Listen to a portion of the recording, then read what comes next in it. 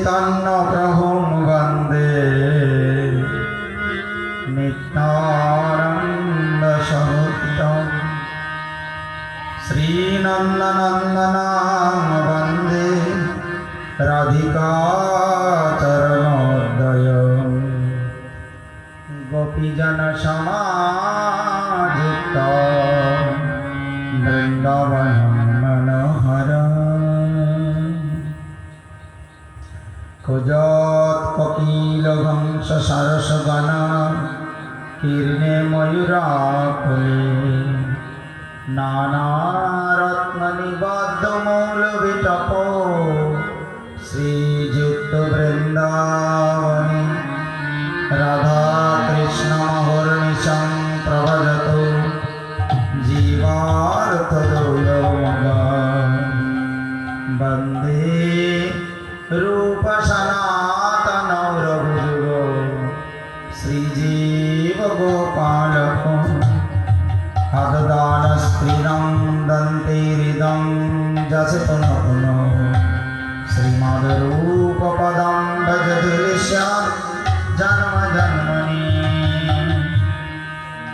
पादौ जदियौ प्रथम द्वितीयौ तृतीयौ तुर्जौ कथितौ जगुरु नाभिस्तथा पञ्चमेव षष्ठो भुजान्तरान्तर्जुगलं ततर्णं कण्ठस्थो राजन्नवम जदीय मुखारविन्दं दशम प्रफुल्लम् एकादश यस्य ललाटपत्रं शिरोऽपि तु द्वादशेव भाति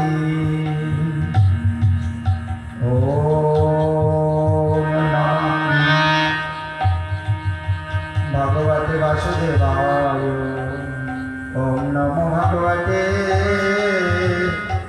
वासुदेवाय नारायणं नमस्कृत्य नरं चैव नरोत्तमं देवीं सरस्वतीं व्यासं ततो जयमुदीरये श्रीकृष्ण चैतन्य प्रभु नित्यानन्द श्री अद्वैत गदाधर श्रीवासादि गौरभक्तवृन्द जं प्रव्रजन्तमनुपेतम् अपेतकृतं द्वैपायनो विरह कातरो अजुहाव पुत्रेति तन्मयतया तर्वयोभिनेदुस् तं सर्वभूतहृदयां मणिमानतस्मि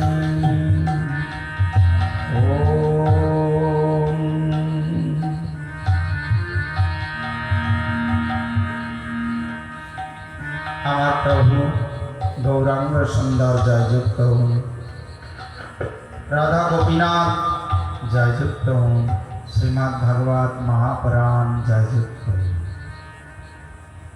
গতদিন পর্যন্ত আমরা কৃষ্ণের বৎসচারণ লীলা পর্যন্ত স্মরণ করেছিলাম। বৎসাসুর নামে এক মহাবসুর ছিলেন। সে মরুপুত্র সুরজয়ী প্রমিল দৈত্য বশিষ্ঠ ঋষির আশ্রমে ব্রাহ্মণ বেশে যে গাড়ি হরণ করছে, তখন বশিষ্ঠ ঋষি অভিশাপ দিয়েছিলেন, তুমি নিজে গরু হয়ে যাও। হরণ করার কি দরকার, নিজে গরু হলে তখন ভগবান বললেন, খুব কান্নাকাটি করতে লাগলেন। তখন বললেন ভগবান শ্রীকৃষ্ণের হাতেই তোমার মুক্তি হবে। এই জন্য অসুর বেশে বৎসগণের মধ্যে প্রবেশ করে যখন বিকট নয়নে তাকাচ্ছিলেন, ভগবান আস্তে আস্তে কোনো বৎসের গাছ হাত তুলে দিচ্ছেন, কাউকে বা একটুখানি আদর করছেন। করতে করতে করতে সেই বৎসের কাছে যে তার পশ্চাৎ পদ ধরে তাকে ঘোরাতে ঘোরাতে কপিত্ত পদ্মের উপরে ফেলে দিয়েছে। এই জন্য কপটতা একটা খারাপ জিনিস, তাই না? অসুর হয়ে বৎসের মতো বেশ ধরে ভগবানকে ক্ষতি করতে যাওয়া, এটা অন্যায়। ঈশ্বরের কাছে কোনো কিছু গোপন থাকে। সর্বাত্মা পরম ব্রহ্ম জগতে সব কিছু জানি, এদিকে বকাসুর, এ ছিল হয়গ্রীবের পুত্র উৎকল, সব ওষুধদের ছেলে পেলে। এ বাহুবলে স্বর্গ জয় করেছিল এবং স্বর্গের রাজছত্র অপহরণ করেছিল। 100 বছর রাজত্ব। সিন্ধু সাগর সঙ্গমে জাজলি মুনি আশ্রমে বড়শি দিয়ে মাছ ধরছিলেন। এটা স্বাভাবিক ব্যাপার। সাধুর আশ্রমে কোনো প্রাণী হিংসা নিষিদ্ধ। সাধুদের আশ্রমে প্রাণী হিংসা করা যায় না। তাই বললেন, তুমি আজ আমার পবিত্র আশ্রমে এসে প্রাণী হিংসা করছো, মৎস্য ধরছ, আমি অভিশাপ দিলাম তুমি বক হয়ে যাও। মৎস্য ধরে কারা খায়? বক। এই জন্য তুমি সেই হয়ে গেল বকাসুর। অসুরটার নাম কি? জয় ভগবান কি জয়। ভগবান শ্রীকৃষ্ণ সকাদের সঙ্গে কোন বনে গিয়েছিলেন? বৃন্দাবনের একটা দ্বাদশ বনের একটা বন, নাম কি? খদির বন। বনটার নাম কি? খদির। আর এক নাম খায়রা, তাই না? ফ্যানটা করে দাও, কাশি লাগা ভাব আছে, ঠান্ডা লেগে গেছে। কালকে একটু বৃষ্টিতে জ্বর জ্বর এসেছিল।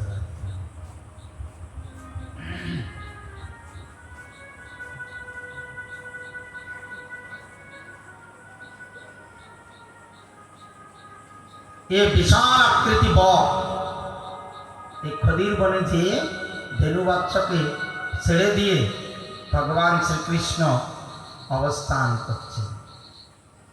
আর বিশাল বক এসে হাজির। কৃষ্ণ বলছেন, সখা দেখো কত বিশাল একটা বক। সখাগণ বলছে, ও বকটা কোনো অসুর হবে। কৃষ্ণ, তুমি যেও না,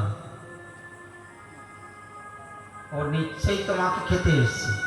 বলে, আমি যে দেখি না বকটা কেমন।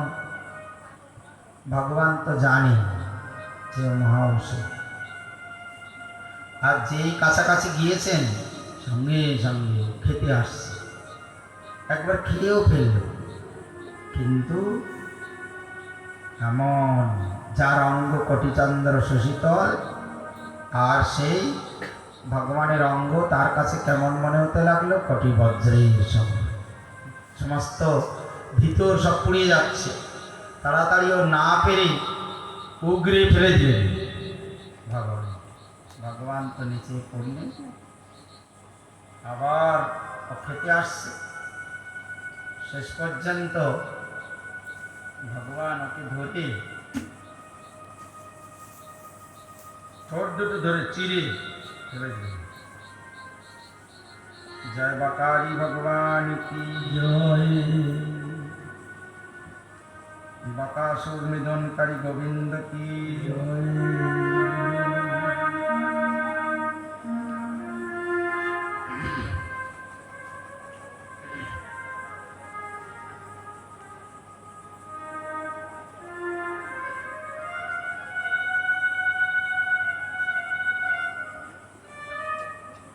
একদিন শ্রীকৃষ্ণ সকাদের সঙ্গে ভোরবেলাতে ধেনুগণকে নিয়ে বনে গমন করেছেন। খাদ্য সামগ্রী মায়েরা সব বাড়ি থেকে তৈরি করে দিয়েছেন বিভিন্ন ধরনের।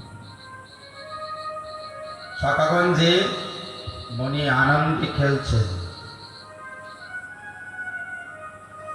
কি খেলছেন? বিভিন্ন ধরনের গুঞ্জা, নানা প্রকার মণি, স্বর্ণের অলঙ্কারে সুসজ্জিত। তবুও তারা বৃন্দাবনে নানা রঙের ফল, গাছের পল্লব, মঞ্জরি, ফুল, ময়ূরপুচ্ছ, এরকম নানা বর্ণের ধাতু দ্বারা নিজেদেরকে বহু প্রকারে ভূষিত করলেন। খেলার চলে একে অপরের শিখা, বেদ, বাঁশি চুরি করে নিচ্ছিলেন। যার জিনিস যখন জানতে পাচ্ছিল চট করে তা অন্যের কাছে ছড়ে দিচ্ছিল, সে আবার আর একজনের কাছে ছেড়ে দিচ্ছিল। শেষ পর্যন্ত হাস্য পরিহাস, কেউ বা বনের শোভা দর্শনে মগ্ন,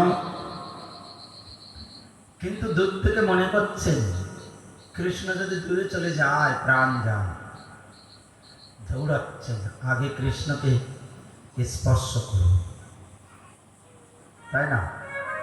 যে আগে কৃষ্ণকে স্পর্শ করতে পারছে সে বলছে আমি ভাগ্যবান, কেন আমি কৃষ্ণকে আগে স্পর্শ করেছি।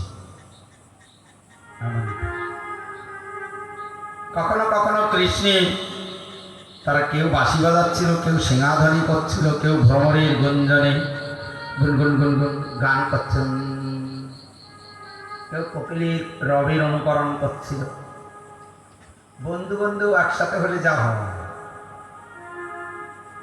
আর এতটা তার কৃষ্ণের প্রতি প্রীতি তাদের। বনে চলতে চলতে কখনো কৃষ্ণের ললাটে যদি ধর্ম দর্শন করতেন, তাদের হৃদয় যেন বিদীর্ণ।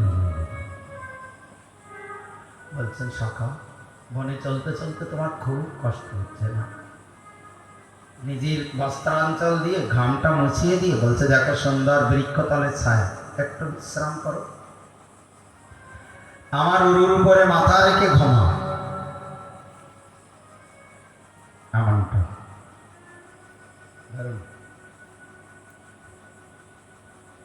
আর কোন সকাল এসে পা টিপে চরণ সেবা করছেন, পা টিপে দিচ্ছেন, কেউ মাথা টিপে দিচ্ছেন, কেউ পল্লব দিয়ে বাতাস করছেন, কেউ বা হাস্যকর কথা বলছেন। এমন আর কেউ বা কৃষ্ণকে মধুর গান শোনাচ্ছেন, তাই ভগবত প্রশংসা করছেন। ইত্থং শতং ব্রহ্ম শোকানুভূত্বা দশাঙ্গতনাং পরদৈবতেন। খালি কলকাতা থেকে ফোন করে বলছে মিউজিক এত বেশি হয়ে যাচ্ছে, ওই মোবাইলে কথা শুনতে পাচ্ছে।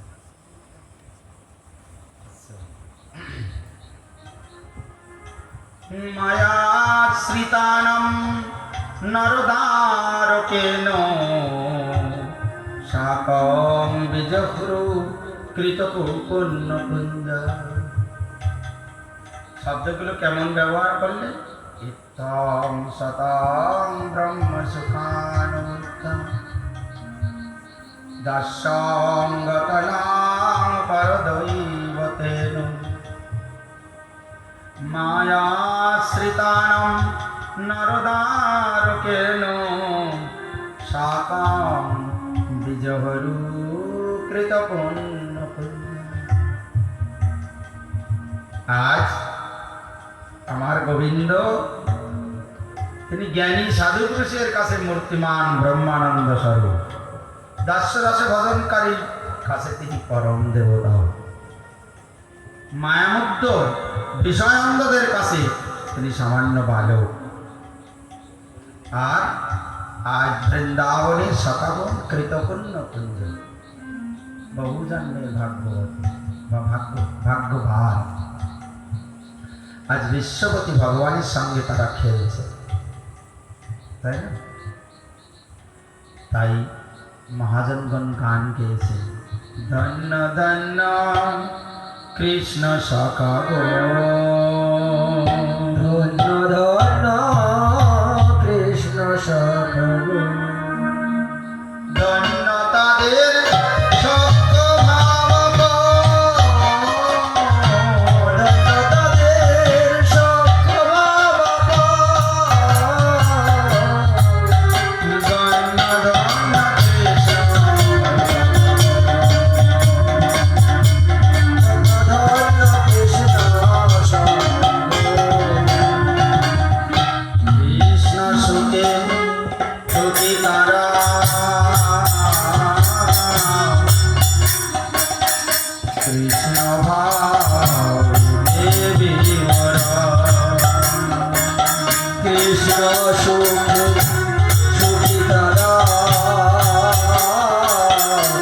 কৃষ্ণ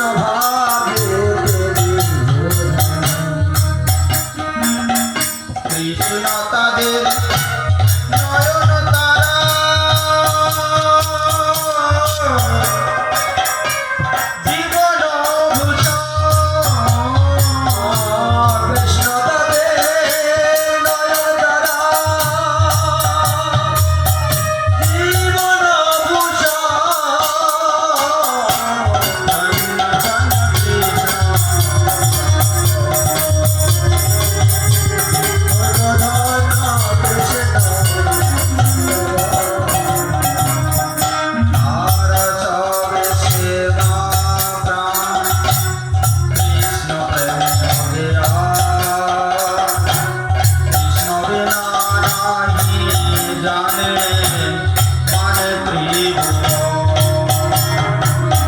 তারা সব সেবা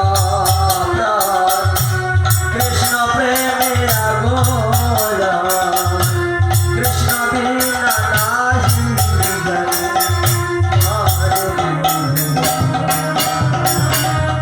কাঁধে চড় কাঁধে চড় নিজে খেয়ে কৃষ্ণে খাওয়া চড়ে কাঁধে চড়ায় নিজে খেয়ে কৃষ্ণ খাওয়া একই সঙ্গে থাকে তারা সেরারা একই সঙ্গে থাকে তারা হরে প্রিয়ারা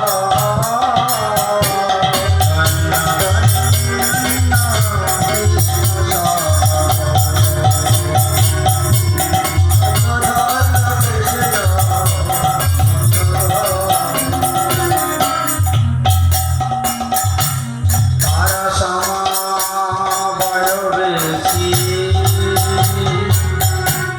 সমভাব শ্রেষ্ঠারসী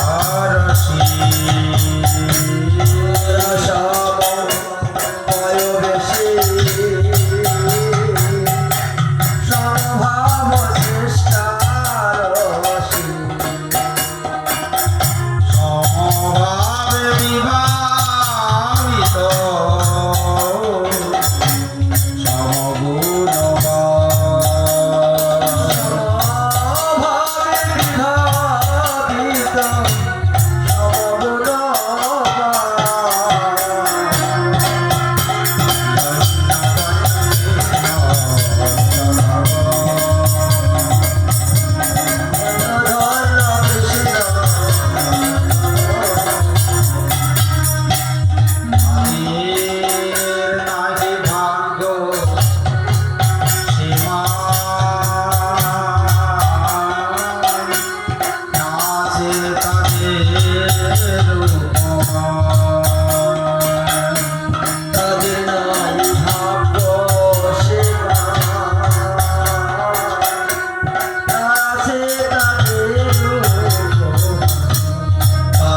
কৃষ্ণ বিলাস প্রতিমা শ্রুতি মৃগ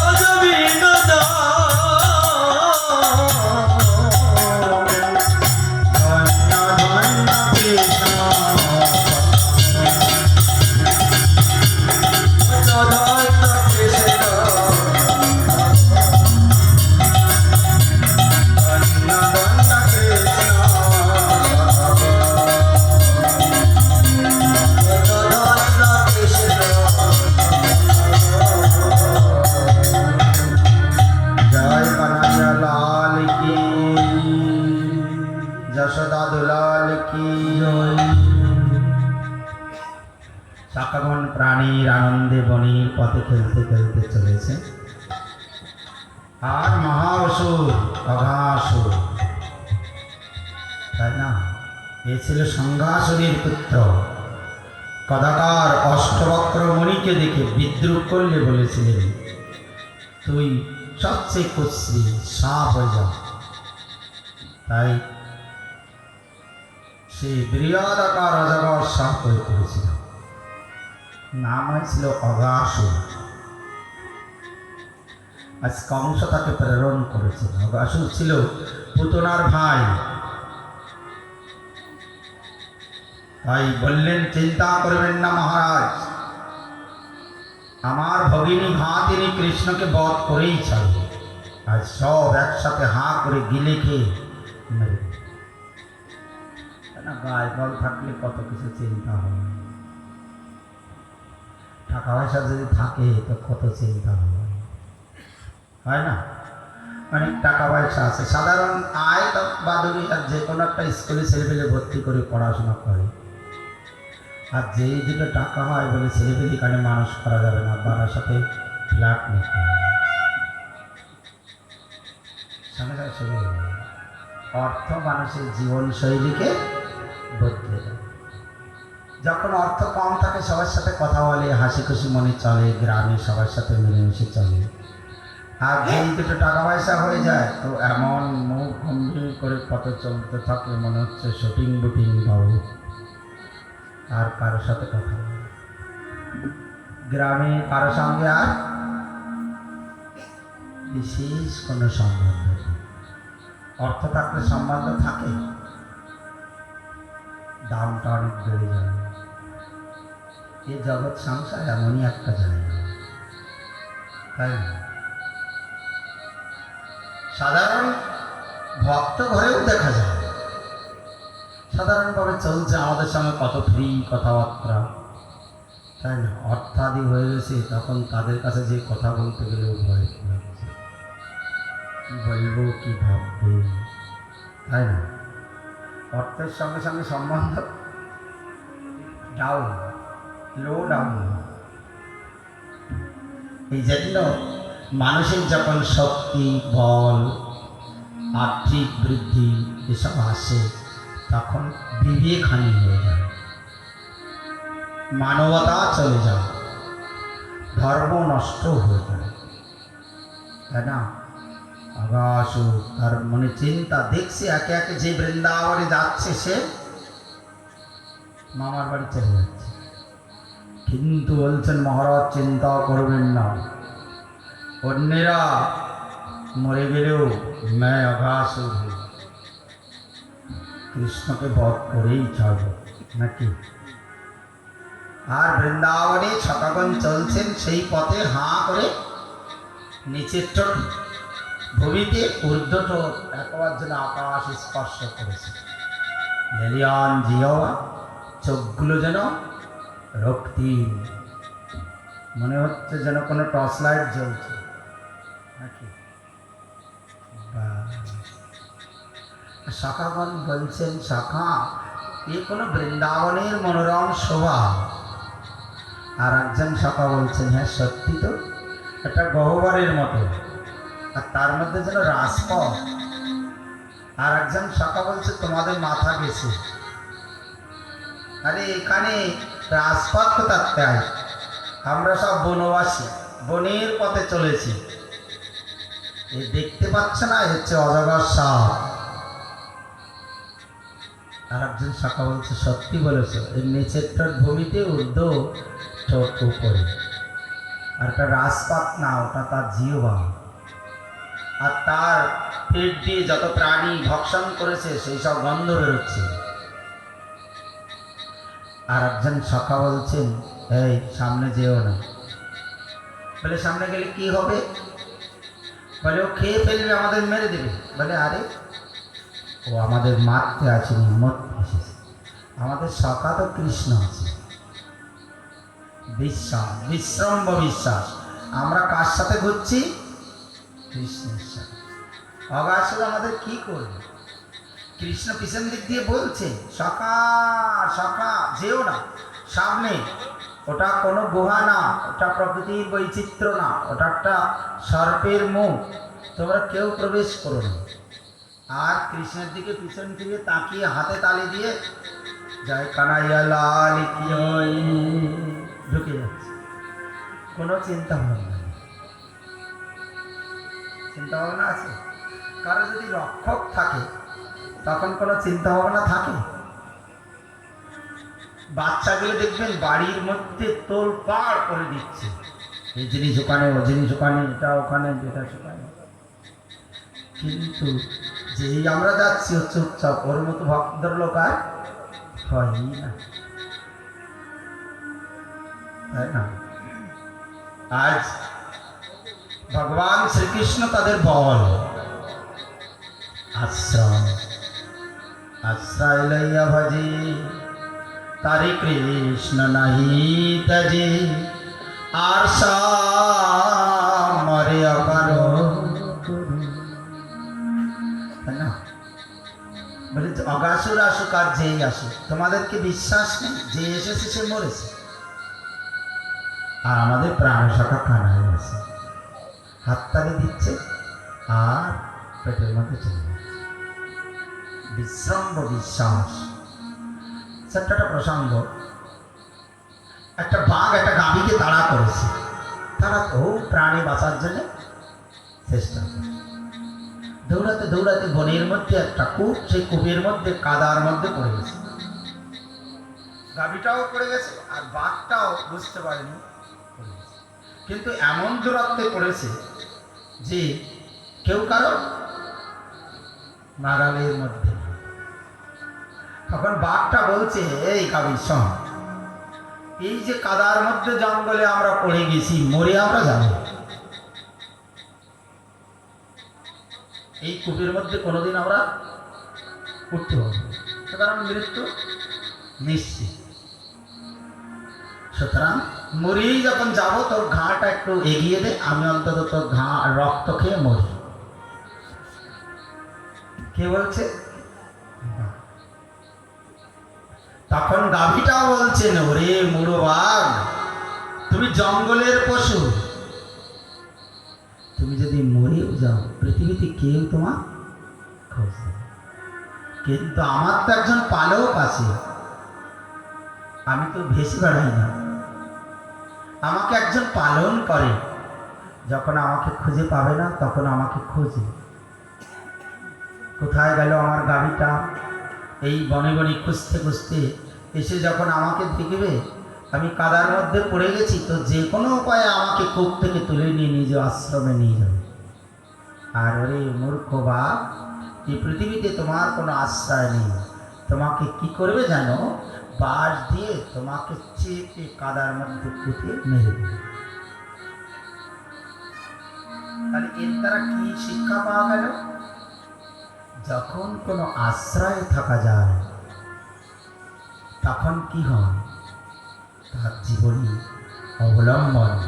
আমরা তো মানব, আমরা একাকী থাকতে পারি না, আমাদের সে ক্ষমতা নেই, তাই না?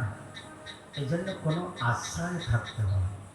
যখন আমাদের মঠ মন্দিরে থাকলে কি হয়? সুবিধা অসুবিধায় কেউ অসুবিধায় পড়েছে, একে অপরে দেখছে। প্রভুপাদ মঠ মিশন কেন করলেন? অধিকাংশ মানুষ সংসারে আবদ্ধ, এদের কোনো আশ্রয় পরমাশ্রয় নেই। মঠ মিশন করলে যারা ত্যাক্ত আশ্রমী এখানে যে থাকবে, সুবিধা অসুবিধা একে অপরকে দেখবে, সবাই মিলেমিশে গোবিন্দ চরণ ভজন করবে। তার জন্যে একটা আশ্রয় দিয়েছেন আমাদের প্রভুপাদ ভক্তি সিদ্ধান্ত সরস্বতী ঠাকুর। ধরুন আমরা ত্যাক্ত আশ্রমী, আমরা কোনো গৃহস্থ বাড়ি যেয়ে থাকতে পারবো? শোভাও দেবে না আর সম্ভাবও না। তাহলে আমাদের একটা আশ্রয় প্রয়োজন। আমাদের আশ্রয় কোথায়? মঠ মিশন, যেখানে সাধু সন্ত থাকে। এই জন্যে এই পৃথিবীতে আশ্রয় প্রয়োজন। এই জন্য বিশ্বপতি ভগবানকে যারা আশ্রয় করে, জগতে তাদের আর কোনো চিন্তা থাকে না। সকাগণ দেখছেন আসুক না, অগাসুর রাজ্যেই হোক, আমার কৃষ্ণ আছে। ও মুখ বন্ধ করছে না, সব শাখাগুলো ঢুকে গেছে মুখের মধ্যে। ও চেয়ে আছে কৃষ্ণ না প্রবেশ করা পর্যন্ত। লক্ষ্য তো কৃষ্ণ। দেখলেন সখাগণ যখন ঢুকে পড়েছে, আমার ওই পথে যেতেই হবে। আর মুখের মধ্যে প্রবেশ করে ও তো চেষ্টা করছে মুখ বন্ধ করে আস্তে আস্তে। সাপ কি করে, একবার মুখের মধ্যে ঢুকিয়ে নিতে পারলেও পাঁক দেয়, আর আস্তে আস্তে খাদ্যদ্রব্য ভিতরে। আর কৃষ্ণ মুখের কাছে যে আস্তে আস্তে বড় হতে হতে এমন বড় হয়েছেন, ও চক্ষু বৈরাগত, নিঃশ্বাস প্রশ্বাস বন্ধ, ফুসফুস করছে, আস্তে আস্তে ও দম বন্ধ হয়েই মারা গেল। ভগবান অমৃত দৃষ্টি দিয়ে সবাইকে জীবিত করে দিলেন। সখাগণ সব বাইরে চলে আসলেন, কৃষ্ণ এখনো সাপের উদরের মধ্যে। আর ওই অঘাসুরের আত্মা জ্যোতির্ময় তেজ বাইরে এসে ঘুরছে, তাই না? কেন কৃষ্ণ বাইরে না আসলে ও মিশে যেতে পারছে না। যখন গোবিন্দ বাইরে আসলেন, ওই জ্যোতি কৃষ্ণ চরণে মিশে গেল। তারপরে চতুর্ভুজ রূপ ধরে মুক্তি পেয়ে চলে গেল। তাই বলছে, যার নাম গান করলে মানুষ পাপ থেকে মুক্ত হয়ে যায়। আর সেই প্রভু যদি কারো উদরের মধ্যে ঢোকে, তার আর কোনো অসুবিধা থাকে না। আর যারা গোবিন্দের হাতে মারা যায়, যারা ভগবান যাদেরকে কৃপা করেন, তারা এই জগতের বন্ধন থেকে মুক্ত হয়ে যায়। জয় গোবিন্দ কি জয়, অনাদিরাদি গোবিন্দ কি। আগাসুর বধের পর সখাগণকে নিয়ে এসে এত সব কাণ্ড ঘটল। এবার ভাবছেন দুটো প্রসাদ আদি পেতে হবে। এই সখা কার বাড়ির থেকে কে এনেছে, দাও। যমুনার কুলিনে কৃষ্ণ মাঝখানে, সখাগণ সব বেষ্টন করে বসেছে। যাকে বলা হয়েছে রাখাল রাজা, তাই না? পুলিন ভজনে কৃষ্ণ সামনে, আর কারো মা সুন্দর পিঠা তৈরি করে দিয়েছেন, একটু খেয়ে বলছে, দেখো আমার মা না কত সুন্দর পিঠা তৈরি করে দিয়েছে, একটু খাও। খানিকটা খেয়ে কৃষ্ণের মুখে দিচ্ছে। যদি কৃষ্ণকে ভগবান বলে মনে করতো তো খেয়ে দিতে পারত। যার যার প্রিয় জিনিস মা করে দিয়েছে, কৃষ্ণকে না দিয়ে কেউ খাচ্ছে না। আর মধুমঙ্গল সে কৃষ্ণের সঙ্গে যশোদাঙ্গনেই থাকতেন।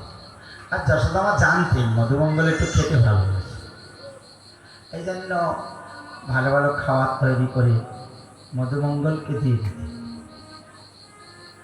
বলছেন, কানাই যশোদামা আমাকে যা দিয়েছে না, তোমাকে কিন্তু দেবো না, তুমি খাও না, খেতে চাও না, তাই না? কোনো কোনো সময় কী করতেন, যশোদামা খুব আদর করতেন কৃষ্ণকে। একটু খাও, সারাদিন বনে থাকবে, একটু পেট ভরে দুটো খেয়ে নাও, কিন্তু কৃষ্ণ খেতে চাইতেন। আর মধুমঙ্গল বলছেন, মা যে খেতে চায় না তারে তুমি অত আদর কেন করো বলো তো? যে খাবে না তারে শুধু বলছো খাও খাও খাও, আর যে খাবে তারে দিবে, দাও দাও দাও, ওগুলো আমাকে দিয়ে দাও, আমি খেয়ে মোটা হয়ে যাব। আর যখন মোটা হয়ে যাব তখন কৃষ্ণকে আলিঙ্গন করবো, আর কৃষ্ণ মোটা হবে। এই জন্য মধুমঙ্গল ছিল বিদূষক, এমন এমন কথা বলতেন যাতে হাস্যের পরিবেশ তৈরি হতো। বন্ধু বন্ধু ব্যাপার। আর আজকে পুলিন ভজনে কি বলছেন, মা আমাকে খুব ভালো জিনিস দিয়েছে, তোমাকে দেব না। আর খেতে ভালোবাসে বন্ধুরা রয়েছে, যশোদামার হাতের রান্না জিনিস সুস্বাদু বটে, বন্ধুরা যদি পায় সব কেড়ে করে খেয়ে। আর লোভী মানুষরা কোনোদিন অন্যকে দিতে পারে খাওয়ার? সমস্যা। আমি দেখেছি যারা পরিবেশনও করে, যারা লোভী, তা আগে বাটিতে করে এক বাটি সন্দেশ রেখে দেওয়া। আমাদের মঠে যে রান্না বান্না করে, তো আগে দেখা যাচ্ছে সব পাত্রে ঠাত্রে ভর্তি করে, কেউ সেই গামলা চাপা দিয়ে, কেউ আগের থেকে সরিয়ে দিচ্ছে। বলি কেন, পরিবেশন করতে করতে যদি না থাকে তো খাবো কি? আর বাড়িও আর কি নিয়ে যাবো নাকি? এই জন্য লোভী মানুষের দ্বারা কোনোদিন সেবা হয় না। হয় তারা কোনোদিন ভালোবেসে মানুষকে খাওয়াতে পারে না। ও দিতে গেলে চিন্তা করবে আমার তো থাকবে তো, ব্যাস। মধুমঙ্গল কি করছে, যশোদা মা যা দিয়েছেন টপ টপ করে গালে ঢোকাচ্ছে। শুধু গালে ঢুকালে তো হবে না, খেতে তো হবে। ঢুকালি হয়ে যাবে শুধু, আর দুই মানে কি বলে সব মোটা হয়ে যাচ্ছে। আর কৃষ্ণ বলছে না আমারে না দিয়ে খাওয়া, দাঁড়াও তোমার ব্যবস্থা করছে। একবার দুই চলে চড় মেরেছেন আর মুখে মুখ দিয়ে বেরিয়ে যাচ্ছে, আর মুখে মুখ লাগিয়ে খেয়ে নিচ্ছে। বন্ধু বন্ধু সব কিছু চলে। আর ব্রহ্মা ঊর্ধ্বের থেকে দেখে তার চিন্তা, এ নাকি ভগবান। ভগবান এইরকম হয়, কখনো পিতার পাদুকা মাথায় নিয়ে মনির আনন্দে চলছে, মনে হচ্ছে সবচেয়ে বড় কাজ। আবার কখনো বা ব্রজের মায়েরা বলছে তোমাকে লাড্ডু খেতে দেবো, একটু নাচ করে দেখো, কি সুন্দর নাচ। আর আজ সকালের উচ্ছিষ্ট ভোজন, আর তারপরেও আবার মুখে মুখ লাগিয়ে খাও। আজকে পরীক্ষা করবো এই কৃষ্ণ ভগবান কি ভগবান। ব্রহ্মার বুদ্ধি খারাপ, বুদ্ধি খারাপ না, এই বুদ্ধি খারাপ দুর্বাসা ঋষিরও হয়েছিল। বৃন্দাবনে এসে সকাদের সঙ্গে যখন কৃষ্ণ খেলছেন, আর দুর্বাসা ঋষি তখন এসে দেখছে এই কৃষ্ণ নাকি ভগবান। সকাদের সঙ্গে প্রাকৃত বালকের মতো খেলছেন, গুলতি চালছেন, হ্যাঁ, কারো কাঁধে নিচ্ছেন, কারো কাঁধে উঠাচ্ছেন। দেখি কিরকম ভগবান। এই করতে করতে যেই যমুনার তটে কৃষ্ণের কাছাকাছি এসেছেন, কৃষ্ণ হা করেছেন আর দুর্বাসা ঋষি কৃষ্ণের পেটের মধ্যে ঢুকে গেছে। এসব গর্গ সংহিতার বর্ণনা আছে। কৃষ্ণের দেহে তো অনন্ত কোটি ব্রহ্মাণ্ড, এই ব্রহ্মাণ্ড থেকে ওই ব্রহ্মাণ্ডে, ওই ব্রহ্মাণ্ড থেকে অন্য ব্রহ্মাণ্ডে যেতে যেতে দেখছে একটা মনোরম সুন্দর সমুদ্র, সমুদ্রের তটে সুন্দর কানন। বলে ভালো তো তপস্যার জায়গা, কৃষ্ণের পেটের মধ্যে বসে বসে তপস্যা করে নিল। আর তপস্যা করে গোলক বৃন্দাবনে চলে গেছেন, যে দেখছেন দিব্য আসনে রাধা গোবিন্দ বিরাজমান। বলে কি সুন্দর, আজ গোলক বৃন্দাবনে এসেছে। আর যেই রাধা গোবিন্দের কাছাকাছি গিয়েছেন, কৃষ্ণ আবার হা করেছেন, আবার পেটের মধ্যে ঢুকে গেছে। আর এসে যমুনার তটে আসার খেয়ে ওই তখনই কাঁদতে কাঁদতে বলছেন, কৃষ্ণ বই পরম দৈবতম, এই জগতে গোবিন্দ বিনা পরম দেবতাকে। তং ঈশ্বরানাং পরমমহেশ্বরাং তং দেবতানাং চ পরমং দৈবতম। কি পতিনাং চ পরমপতিং চ তমেব বিদিত্বা অতিমৃত্যুমিতি। তুমি দেবতাদের অধিদেবতা, তুমি ঈশ্বরগণের পরম মহেশ্বর, তুমি চেতনের অতি চেতন। তোমাকে যে জানতে পারে সে মৃত্যুর পরে পরে চলে যায়। হে গোবিন্দ তোমাকে প্রণাম, তাই না? ব্রহ্মা কি করছেন, সব গাভীগণের সামনে নব নব তৃণব সৃষ্টি করে দিচ্ছে। সকালের সঙ্গে কৃষ্ণ তো ভোজনে ব্যস্ত, আনন্দ চলছে। আর গাভীগুলো নব নব তৃণের লোভে যাচ্ছে যাচ্ছে, যেতে যেতে ওদেরকে দূর বৎসবনে নিয়ে চলে গেল। আমরা সেখানে গিয়েছিলাম, বৎসবন, যেখানে এখনো সেই গুহা রয়েছে। সেই বৎসবনে নিয়ে যে গুহার মধ্যে ঢুকিয়ে ব্রহ্মা কি করলেন, যোগমায়া সহযোগিতা করলেন। ভগবানের সখাকে মহাচ্ছন্ন করার অধিকার ব্রহ্মার নেই, যোগমায়া লীলাপুষ্টির জন্য তাদেরকে আচ্ছন্ন করে ভগবানের মা। দেখছেন ধারা, এগুলোকে নিলাম, এবার হবে পরীক্ষা। কৃষ্ণ বলছেন, সখা ধেনু বৎসগণ সব কোথায় গেল? তোমরা ভোজন তো করো, আমি তাদের অনুসন্ধান করে নিয়ে আসি। তখন তাদের অনুসন্ধান করতে গেছে। বলে এক হাতে মাখন খাচ্ছেন, মাখন এক হাতে খাচ্ছে আর খুঁজছে কোথায় গেল বাচ্চাগণ, কোথাও খুঁজে পেল। ফিরে যখন এসেছেন তার মধ্যে যে সখাগণ ছিল তাদেরকেও ব্রহ্মা এসে দেখছেন সখাগণ নেই। আমার সখাগণ কোথায় গেল? একটু ধ্যান করে দেখছেন ব্রহ্মা আমাকে পরীক্ষা করতে চাইছে আমি ভগবান কিনা। ব্যাস, এবার কি হবে? কৃষ্ণ বলছেন আমি বাড়ি গেলে যখন সখাদের মায়েরা কাঁদবে আমার পুত্র কোথায়, আমি কি জবাব দেব? গাভীগুলো হাম্বা হাম্বা করে ডাকবে বৎস কোথায়, তখন আমি তাদের কি করে সান্ত্বনা দেব? তাই গোবিন্দ নিজের দেহ থেকে গাভী রূপে পরিণত হয়ে, তাই না, বৎস এবং সখা রূপে পরিণত হয়ে যে সমস্ত মায়েরা ঘরের মধ্যে কাঁদবেন বা সাধনা করে এসেছেন কৃষ্ণকে পুত্রের মতো ভালোবাসব, তাই না, কৃষ্ণ সখা হয়ে সেই মায়েদের কাছে চলে গেছেন, বৎস হয়ে সেই গাভীদের কাছে চলে গেছেন। যে গাভীগুলো নিরন্তর কাঁদবেন, কৃষ্ণ যদি আমাদের বাসুর হতো তাকে দুধ পান করাতাম, তাই না, খাওয়াতাম। আজ তাদের আনন্দ বৃন্দাবনে কেউ আর 1 বছর ধরে এই লীলা চলছে। বৃন্দাবনের কোনো মায়েরা আর যশোদামার বাড়িতে আসে না। অন্য সময় তারা বাড়ির কাজকর্ম ফেলে যশোদা অঙ্গনে আসতেন, কৃষ্ণকে কোলে নিতেন, স্নেহ করতেন। এখন আর কেউ আসে না। আর গাভীগুলো বড় বড় বাছুর, কৃষ্ণ যে বৎস হয়েছে তাকে দুধ খাওয়াচ্ছে, ঘাস দিচ্ছে, লেহন করছে ইত্যাদি। কিন্তু নতুন সদ্যজাত বৎসকে আদর করছে না। বলরাম দেখছেন এসব কার মায়া? এই বৃন্দাবনে কোনো গাভীগুলো আর তার সদ্যজাত বৎস পেলে বড় বাছুরকে নিয়ে এত আদর নিয়ে কোনোদিন তো দেখিনি।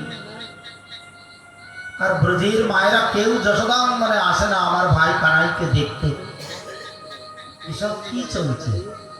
একদিন তিনি ঐরাবত কুণ্ড, অপ্সরা কুণ্ড যেখানে রয়েছে গোবর্ধনের এই পাশে, জ্যোতিপুরার পাশে, এসব যারা বৃন্দাবন পরিক্রমা করেছেন তারা জানতে পারবে। গিরিরাজ গোবর্ধন পরিক্রমা করতে করতে কচুরি গাঁও রেখে ভিতর দিয়ে আসলে পরপর পড়তে থাকে ইন্দ্রধ্বজ, ঐরাবত কুণ্ড, অপ্সরা কুণ্ড ইত্যাদি ইত্যাদি। তারপরে পরে জ্যোতিপুরা। ওই জ্যোতিপুরার কাছাকাছি বলদেব বসে বসে ভগবানকে ধ্যান করছেন আর দেখছেন এই সব বৎস না, সব কৃষ্ণ, আর এস কেউ সখা না, সব কৃষ্ণ, তাই না। হঠাৎ করে কৃষ্ণ আবার ধেনুগণকে নিয়ে ও পাশে ছিলেন। কোন পাশে? শঙ্কর্ষণ কুণ্ড বা গোবিন্দ কুণ্ডের পাশে।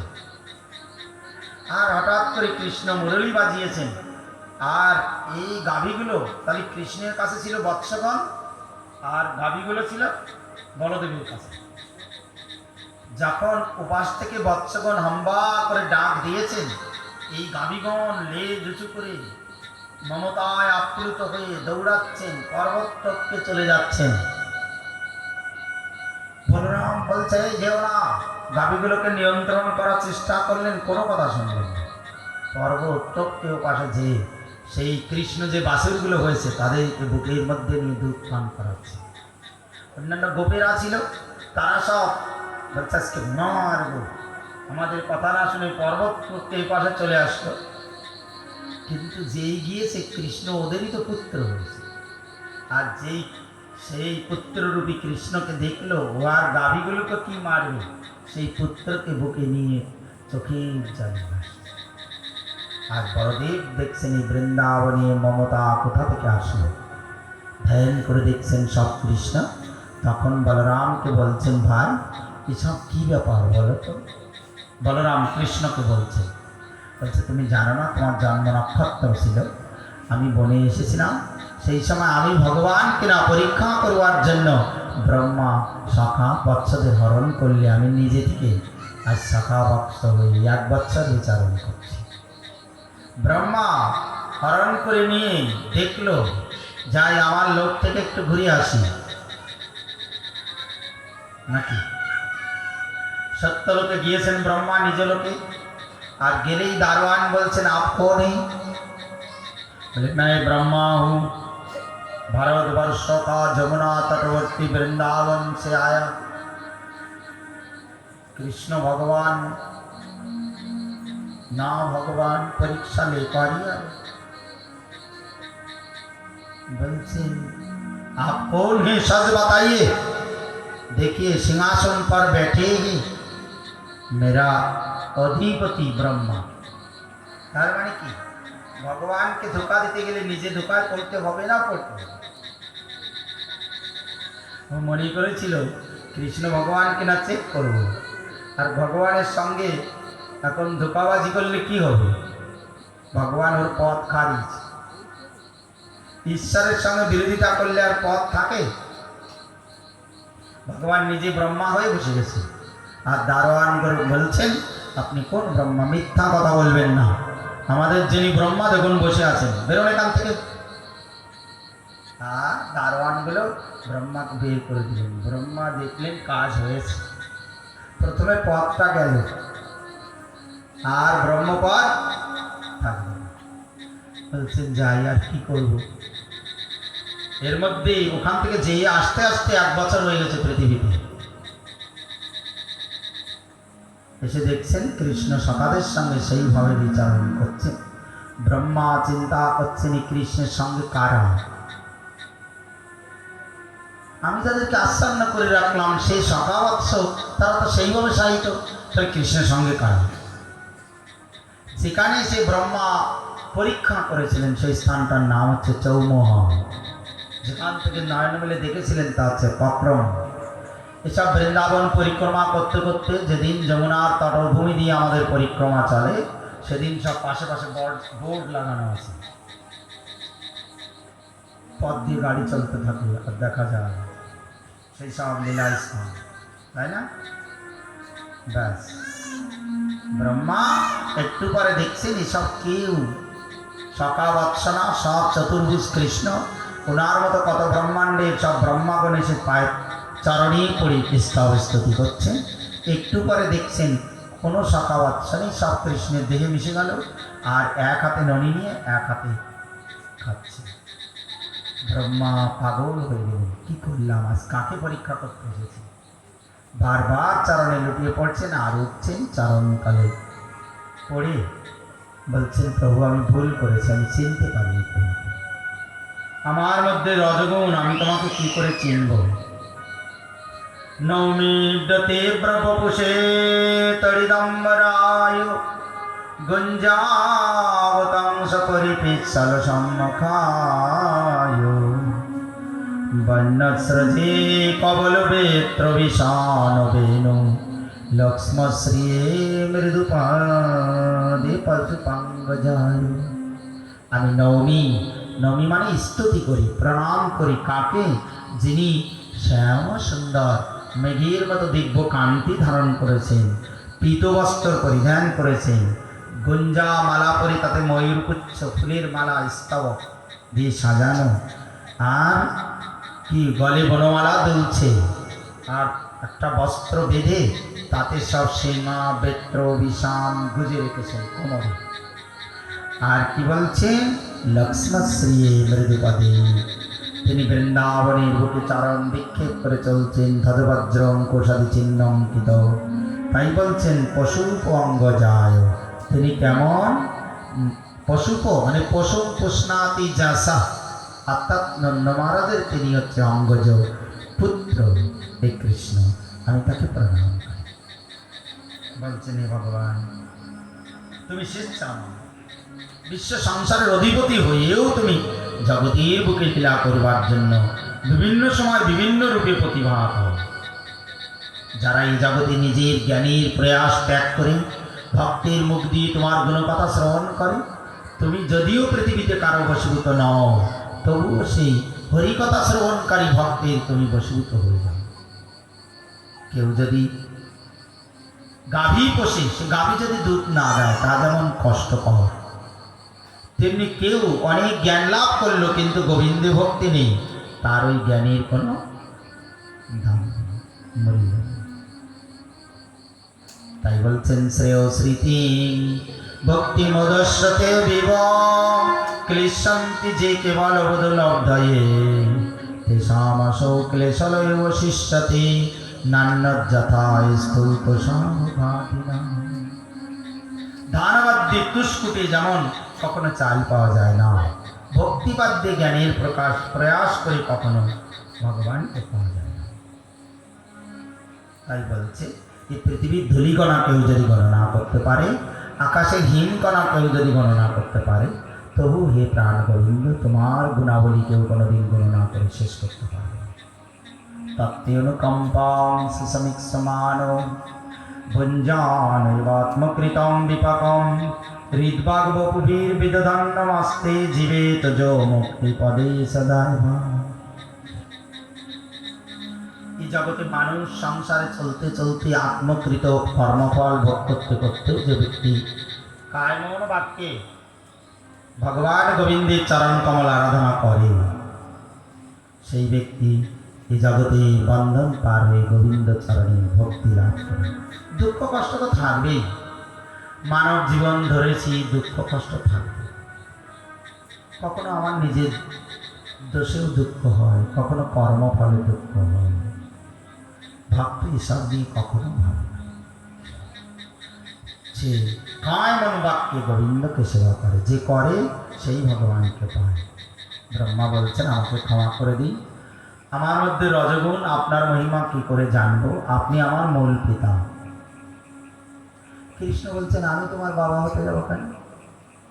আরে তুমি গর্ভদক্ষায়ী বিষ্ণুর নাভি থেকে জাত হয়েছিলে, সুতরাং গর্ভদক্ষায়ী বিষ্ণু হচ্ছে তোমার পিতা। আমি তো বৃন্দাবনের রাখাল, গরুর রাখাল কখনো ব্রহ্মার পিতা হয়?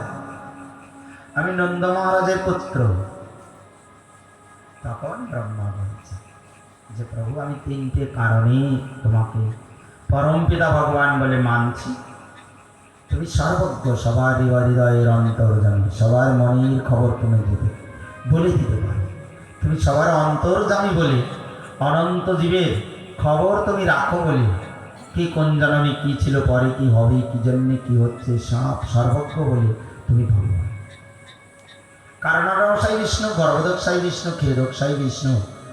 তোমার বৈভব প্রকার বলরাম, বলরামের অংশ মহাসংকর্ষণ, মহাসংকর্ষণ থেকে কারণার্ণবসায়ী বিষ্ণু, আর তার থেকেই যত অবতার এসেছে।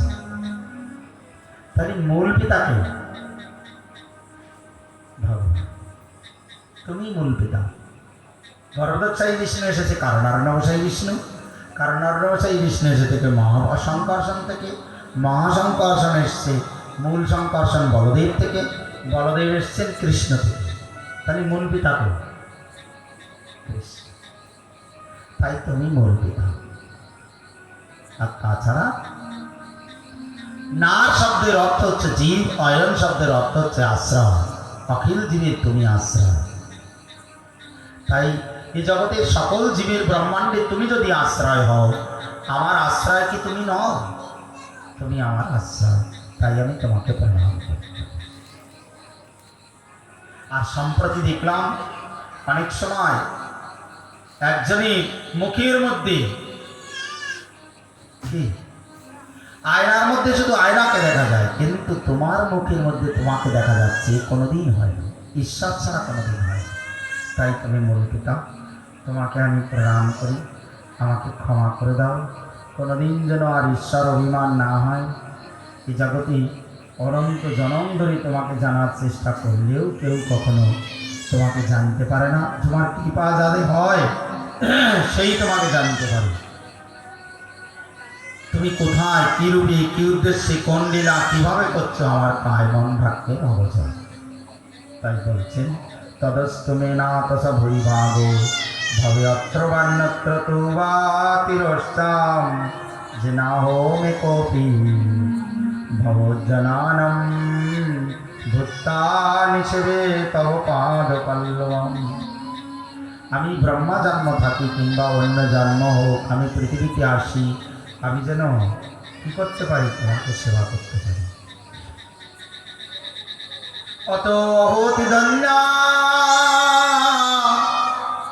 ব্রজগরমণ্য স্তন্নমৃতম পীতামতীবতে মুদা যাসাং বিভবৎস পরাত্মজাত্মনা যৎকৃত্যদ্যাপি ন চালো অদ্ধরা।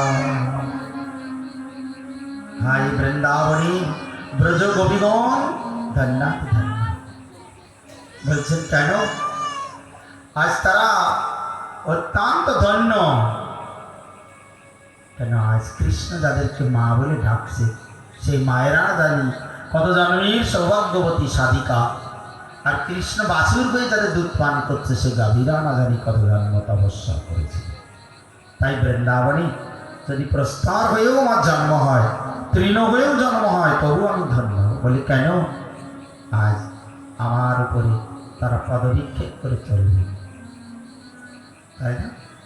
বলে তুমি ব্রহ্মা, তোমার মাথার উপরে পা? বলে না, যারা ব্রজবাসী নিরন্তর কৃষ্ণকে দেখছে, গোবিন্দের মুরলীর ধ্বনি শুনছেন, তারা কখনো এমনটা না। ধন্য ধন্য ব্রহ্মা বহুকে স্তব করে চরণ তবে বলছেন, আমি বেশি কি বলবো? এ জগতে কেউ যদি বলে আমি ভগবানকে জানি, সে জানো, আমি তোমাকে কায়মন বাক্য দিয়ে জানতে পারলাম না। এই জগতে মানুষ যতদিন তোমার জন না হয়, সংসারটা তার কাছে কারাগার, মোহ তার পায়ে শৃঙ্খল, কামনা বাসনা চোরের মতো জীবের চিত থেকে হয়ে। এই প্রভু তুমি আমাকে ক্ষমা করে দাও। কিন্তু ভগবান গম্ভীর হয়েছিলেন, কোনো কথা না। বলে কেন? ইন্দ্র কত অপরাধ করেছিল, বজ্র মেরেছিল, তবু ইন্দ্রকে ক্ষমা করে দিয়েছিল, কিন্তু ব্রহ্মাকে ক্ষমা করেনি। কেন বলেন তো? দেবরাজ ইন্দ্র আক্রমণ চালিয়েছিল, তাতে বৃন্দাবনী সমস্ত শ্রেণী ভক্তগণ আর কৃষ্ণের মিলন হয়েছিল, আর ব্রহ্মা কৃষ্ণ ভক্তদের কৃষ্ণ থেকে আলাদা করে দিয়েছিল। যারা ভগবানকে ভক্ত থেকে আলাদা করে দেয়, ভগবান তাদের কোনোদিন ভালো বাসে না। ভক্তকে যারা কষ্ট দেয়, ভগবান তাদেরকে কোনোদিন ভালোবাসে না। এই জন্য ব্রহ্মাকে ক্ষমা করেনি। তাই ব্রহ্মার মনে দুঃখ, পুনরায় মায়াপুরে এসে তপস্যা করে গৌরচরণ দর্শন করে বললেন যে তোমার চরণে যেন অপরাধ না হয়। বলে তুমি যবন কুলে জন্ম নেবে, তোমার নাম হবে হরিদাস, আর তোমার মুখে 3 লক্ষ নাম উচ্চারিত হবে। জয় ভগবান কি। সুখদেব গোস্বামী পাদ কে প্রশ্ন করলেন পরীক্ষিত মহারাজ, আমি তো কোনোদিন শুনিনি এ জগতে কোনো মা আছে নিজের ছেলে রেখে অপরের ছেলেকে আদর করে। আপনাদের মধ্যে কেউ আছে? হাত উঁচু করুন তো। কেউ হাত তুলছে না, দেখছেন? তাহলে নিজের ছেলে রেখে কেউ অপরের ছেলেকে কেউ কোনোদিন ভালোবাসে না, ভালোবাসে। কিন্তু আজ বৃন্দাবনের মায়েরা নিজেই সন্তান ফেলে কৃষ্ণকে এত আদর করছে, কারণ তখন সুখদেব গোস্বামী পাদ বলছে, কৃষ্ণ মেনম অবেহি তমাত্মানম অখিলাত্মনাম জগদ্ধিতায় সত্যর্থ দেহি ইব আভাতি মায়া। বলছেন কৃষ্ণ হচ্ছে অখিল জীবের আত্মা আর আত্মা।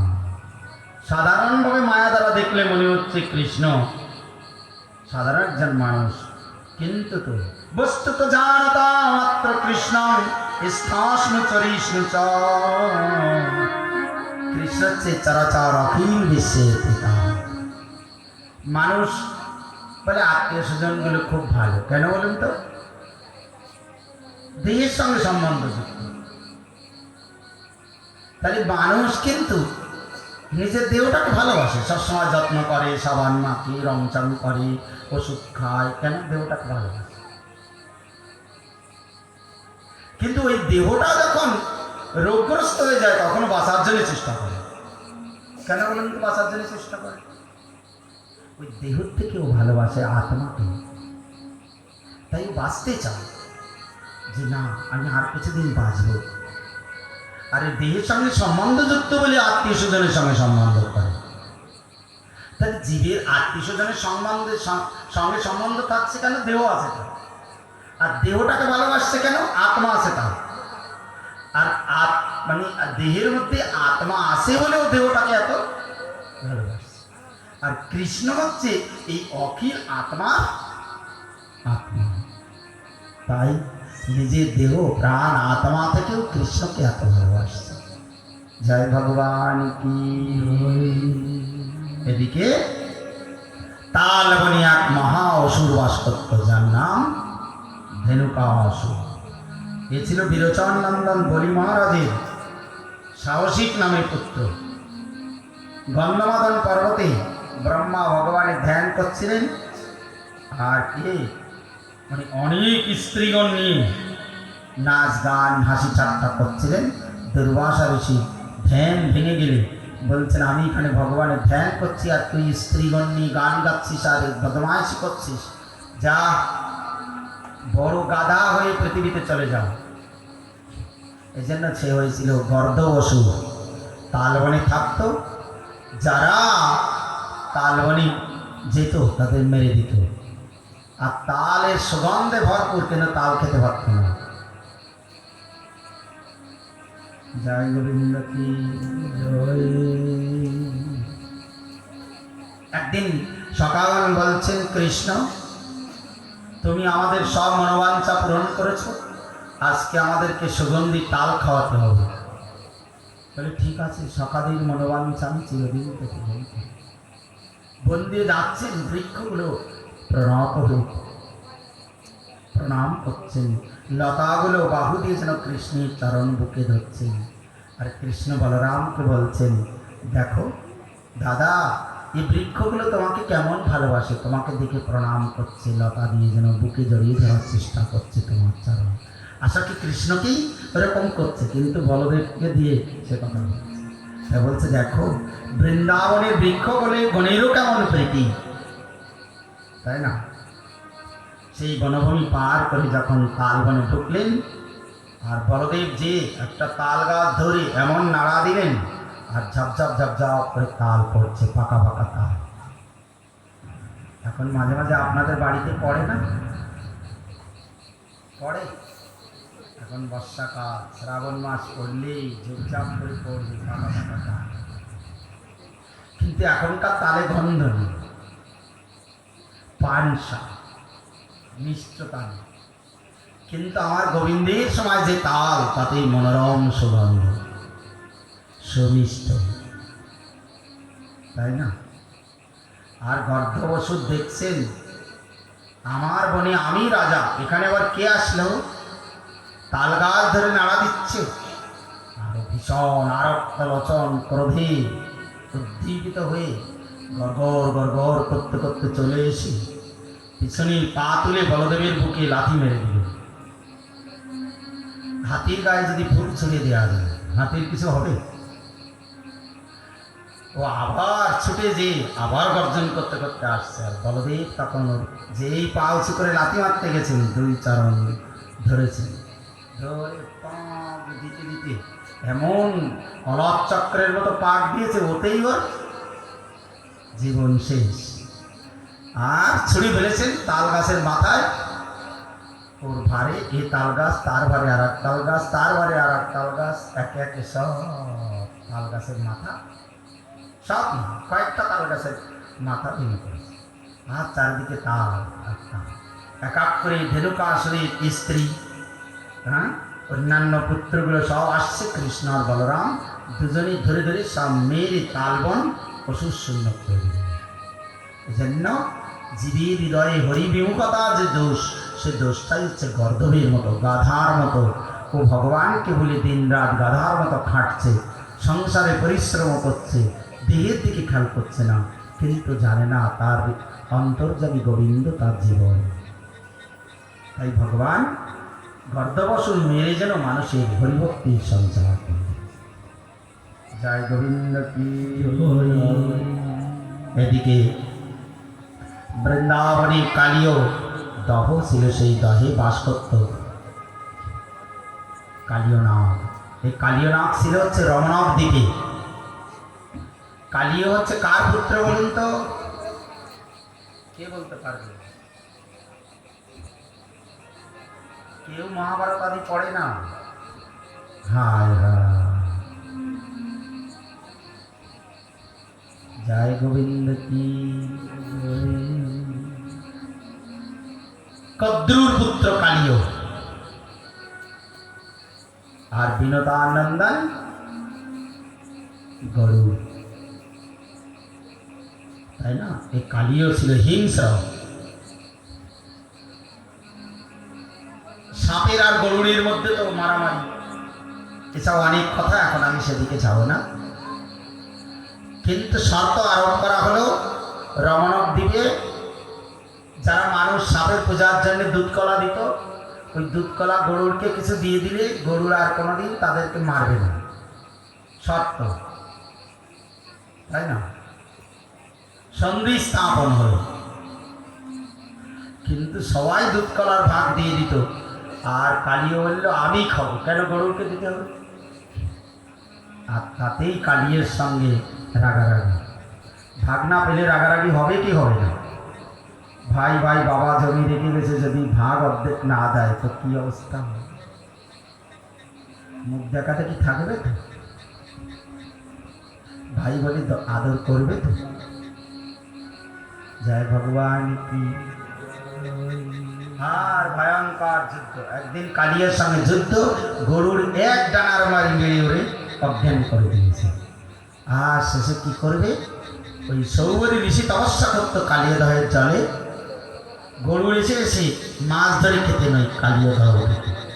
সৌবরী ঋষি অভিশাপ দিয়েছিলেন, আমি জলের তলে তপস্যা করছি, আর গরুর এসে সেই জল থেকে মৎস্য ধরে খায়। আমি অভিশাপ দিলাম, গরুর যদি কোনোদিন কালীয় দহের জলে আসে তাহলে গরুর মারা যাবে। তাহলে একটা ঋষি এখনো সাধনায় সিদ্ধি লাভ করেনি, ভগবানের বাহনকে অভিশাপ দিয়ে দিল। গরুর কিছু বললেন না, কি আর বলবে, কিন্তু পাল্টা অভিশাপ লেগে গেল। যে মৎস্য রক্ষার জন্য আজ তুমি ভগবানের বাহন গরুরকে অভিশাপ দিলে, ওই মৎস্যই হবে তোমার জীবনের সব ধ্বংসের কারণ। কারো ক্ষতি করতে যাওয়া মানে কি হবে? যখন যাবে তখন বুঝবে। আমি বললি এখন বুঝবে? হাজার ভাগবত পড়ি, নো এন্ট্রান্স। যখন ফাঁদে পড়বে না তখন বুঝবে ব্যাপারটা কি। কারো পিছনে লাগা, পিছনে লাগতে লাগতে নিজে পাততালে মাটি। জয় গোবিন্দ কি। পাল্টা লেগে গেল। আর তার জন্যে কি হলো, ওই গরুরা আর কোনোদিন কালিয়ে দহে চলে আসে। সৌবরী ঋষি সব শেষ। ওই সরোবরে মৎস্যের এমন দাবাদাবি, বড় বড় মাছ হয়ে গেল। আর ওদেরও তো সংসার আছে, সেই সব দেখি ও মনে করছে আমি জলের তলে, মানে অহংকার, অহংকার তার পাপ রূপে পরিণত হল, যে আমি জলের তলে তপস্যা করে শুকিয়ে মরছি, এরা মাছ হয়েও কেমন সংসারে আনন্দ করছে, সুতরাং আমি আর তপস্যা করব না, আমি বিবাহ করে সংসার করব। যোগ এখন বিয়োগ। অহংকার করে জলের তলে গেলেও কিন্তু মন কখনো শান্ত হবে না। হরিভক্তের প্রতি অপরাধ করে, দ্রোহ আচরণ করে, পাপাচরণ করে কেউ যদি বড় যোগী হতে চায়, ওর যোগ বেশি সময় টিকবে, টিকবে। এটা আমরা দেখেছি। আমরা যখন মঠে এসেছি তখন একটা ছেলে আমার পরিচিত, সে বাবা মার সঙ্গে ঝগড়া করে মঠে এসেছে।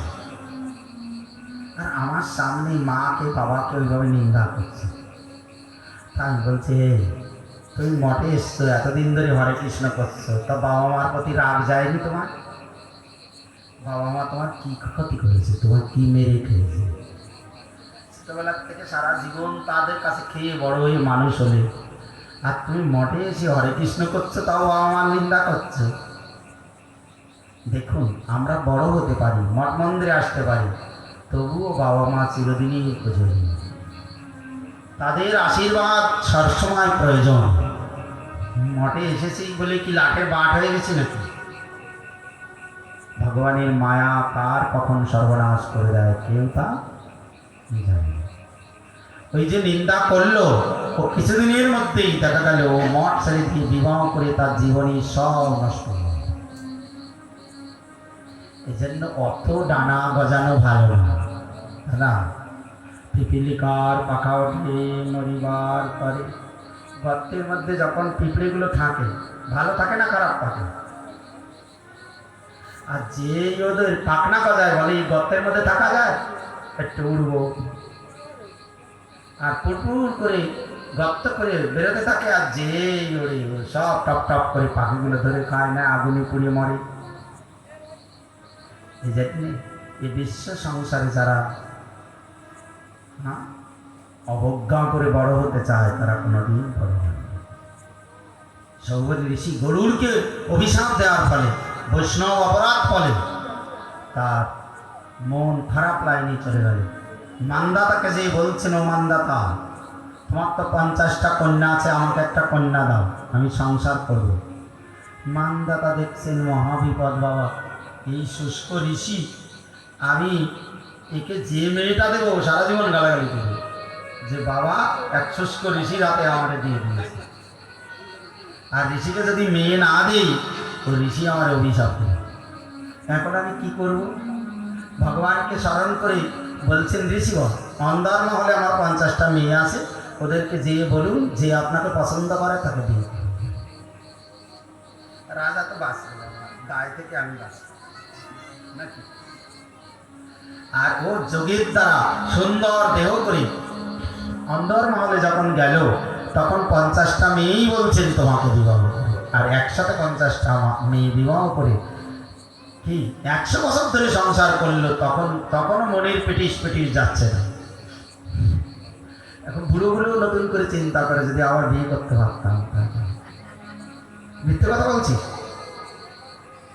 এখন মেয়েগুলো ছেলেগুলো বড় হয়ে গেছে, বিয়ে করছে, তবুও যুবক ছেলেদের কাছে মেসেজ পাঠাচ্ছে।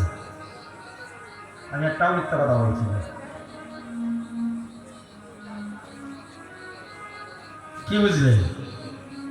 তাহলে কামনা কোনোদিন মানুষের শেষ হয় না।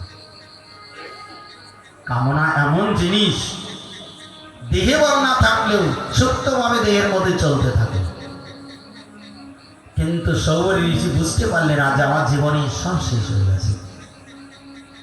তখন তার মনে পড়তে লাগলো, আজ আমি তপস্যা করছিলাম, কি করলাম, কেন জীবনের পতন ঘটল?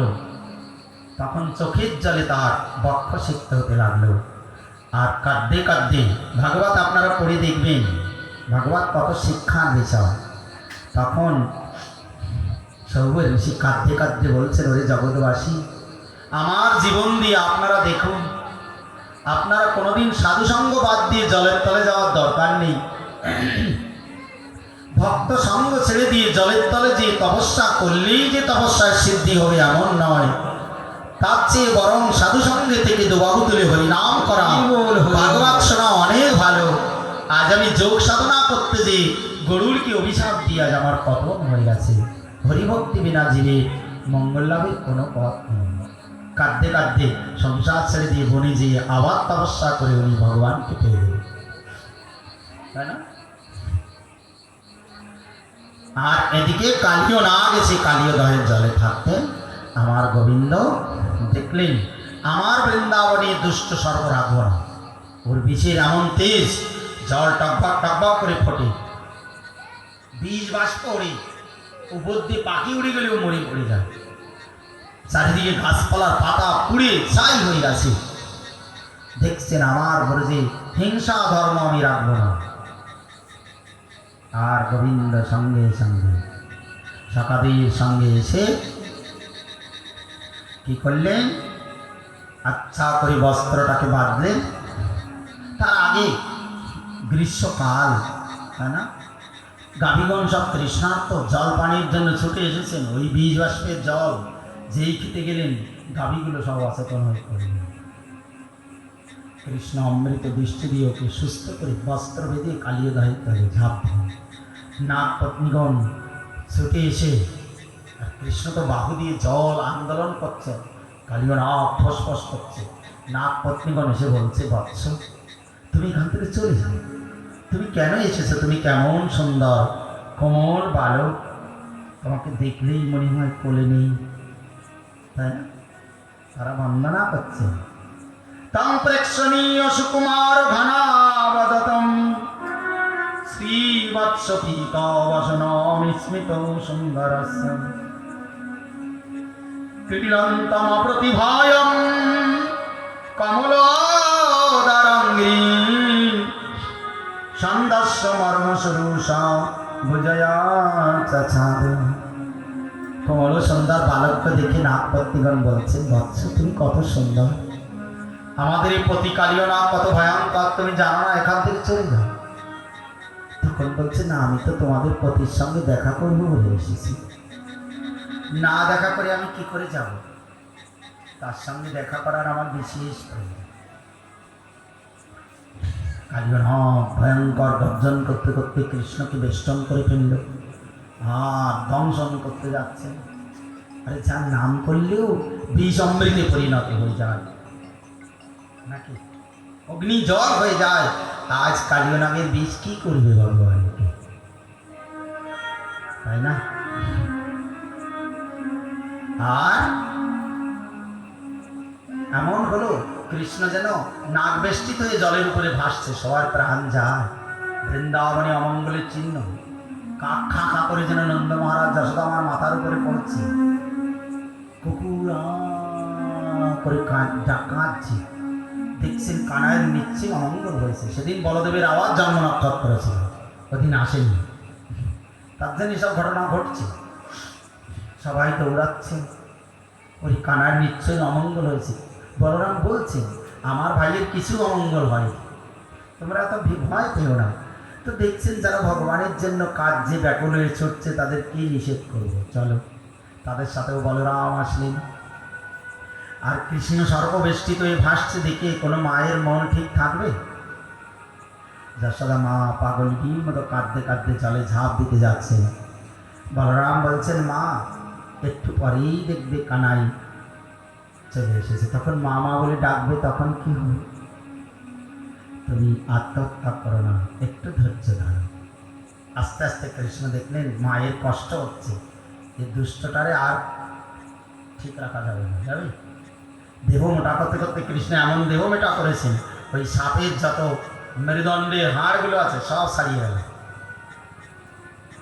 আর কি করলো কৃষ্ণ, এক লাফ দিয়ে ওর মাথার উপরে উঠে পড়লেন। গন্ধর্বরা সব বাদ্য বাজাতে লাগলেন, আর শুরু হলো ভগবানের নৃত্য, তাই না? ভগবান নৃত্য করছেন, কালীয় নাগের মাথার উপরে নৃত্য, তাই না? এমন নৃত্য করছেন, ও যে মাথা তুলছেন কৃষ্ণ লাভ দিয়ে সেই মাথার উপরে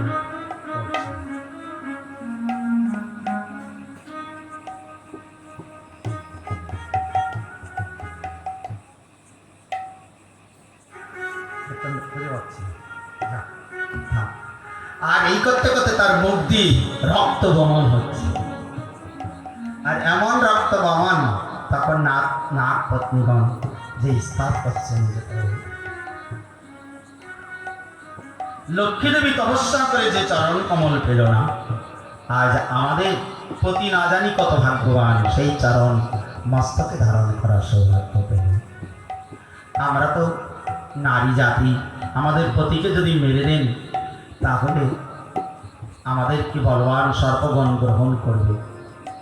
ছোট ছোট বাচ্চাগুলো সামনে, কৃষ্ণের সামনে ফনাততে এরকম করে পরিণত হয়ে দাঁড়িয়ে আছে, চোখ দিয়ে জল পড়ছে। আর নাগপত্নীগণ ভগবানকে স্তব করছেন, প্রভু আমাদের পতিকে ছেড়ে দিন, তাকে মারবেন না, তাই না? বহু তো স্তব করলেন, আপনি যে দণ্ড দিচ্ছেন সত্য ভালো হয়েছে, কেন ফল নিগ্রহের জন্য আপনি ধরণীর বুকে অবতীর্ণ হয়েছেন। আজ দণ্ড দিয়ে আমাদের প্রতি কালিয়ের এত অহংকার, দণ্ড হচ্ছে তার কাছে আশীর্বাদ।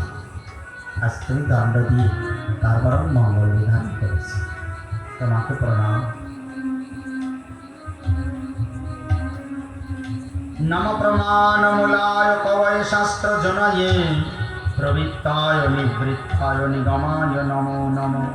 নম কৃষ্ণায় রামায় বসুদেব সুতায় চ প্রদ্যুম্নায় নিরুদ্ধায় সত্যতাং পতয়ে নমঃ। বহুত বহুত ভগবানকে স্তব করতে লাগলে ভগবান তাকে ক্ষমা করে দিলেন, তাই না? বললেন তুমি এখান থেকে রমনাক দিকে চলে যাও, বলে আমি গেলেই গরুর আমাকে ধরে আবার কষ্ট দেবে।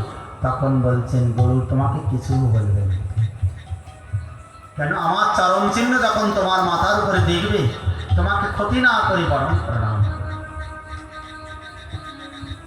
আসলে কালীনাথ এই পূর্ব জন্মেই ছিল, গর্ভসংহিতা বলছে দুজন ঋষি ছিলেন, অশ্বশিরা আর বেদশিরা।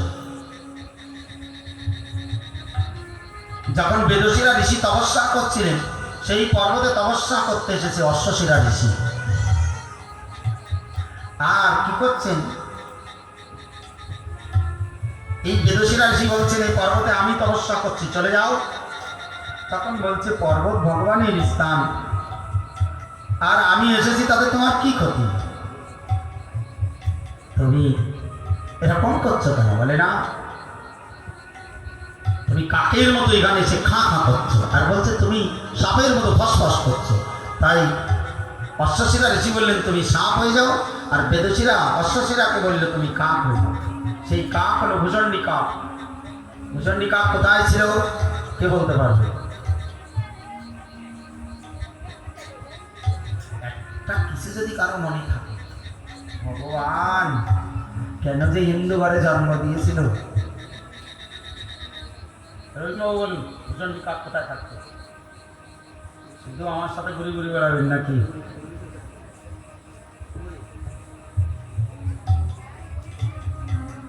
ভূষণ্ডী কাক পুরীধামে জগন্নাথ মন্দিরের পাশে যে অক্ষয় বট, ওই বটের উপরে বসে থাকে। জগন্নাথ মন্দির নিয়ে সাক্ষ্য দিয়েছিল ওই ভূষণ্ডী কাক, তাই না? আর এই কালীনাথ পুরাণান্তরে বর্ণনা, এ পূর্বজন্মে একজন রাজা ছিল, এর ভয়ানক শূল রোগে আক্রান্ত হয়। এক গণক এসে বলে যে ভক্তের পদদৌত জল খেলে তোমার এই রোগ ভালো হয়ে যাবে। তখন বললেন ওই জঙ্গলে একটা বড় অশ্বত্থ বৃক্ষ আছে, ওই অশ্বত্থ বৃক্ষে কোটরে একজন সাধু আছে, তার চরণদৌত জল তুমি গ্রহণ করো। সেই বৃক্ষতলে যে বলছেন মহাত্মা কোন সাধু মহাত্মা আছেন, আমি বিপদগ্রস্ত, আমাকে আপনার চরণ প্রদান করুন, আমি ধৌত জল পান করব।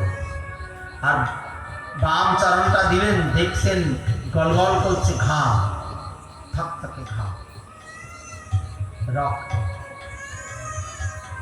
এরকম দেখলে আপনারা কারো চরণ ধরে ধুয়ে খাবেন তো? তার মনে ঘৃণা ওরে সর্বনা, সেই চরণ ধৌত জল কি করে পান হবে?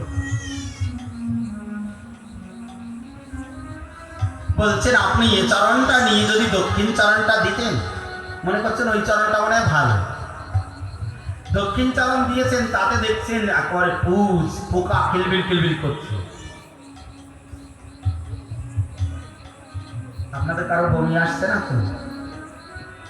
জয় ভগবান কি। চরণ ধৌত করতে পারবেন? ঘৃণায় ঘৃণায় একটু চরণটা ধৌত করে নিলেন, ওই জল পান তো করলেন না, মাথায় একটু দিলেন, সঙ্গে সঙ্গে দেখছেন চরণ সুন্দর কমল পদ্মের মতো চরণ। পরীক্ষায় ফেল। বললেন তোমাকে তো এক্সামিনেশন নিয়ে আসছিল, তোমার হৃদয়ে কতটা দৃঢ়তা ভক্তি আছে, কিন্তু তোমার হৃদয়ে কোনো ভক্তি নেই। যে চরণ ধৌত জল তুমি মস্তকে দিলে পরজন্মে ভগবান গোবিন্দ তোমার মাথায় চরণ রাখবে। আর যে মুখে তুমি ওই চরণ ধৌত জল দিলে না, ওই মুখে হবে তোমার বিষ, তুমি কালীয় নাগ রূপে পরিণত হবে। জয় ভগবান। তাহলে বিশ্বাস থাকা ভালো না খারাপ? একটু শ্রদ্ধা রাখা ভালো। যদি এরকম পরীক্ষা আসে, জানতে হবে ভগবান আমাকে পরীক্ষা করছে, পরীক্ষায় আমাকে জয়লাভ করতে হবে।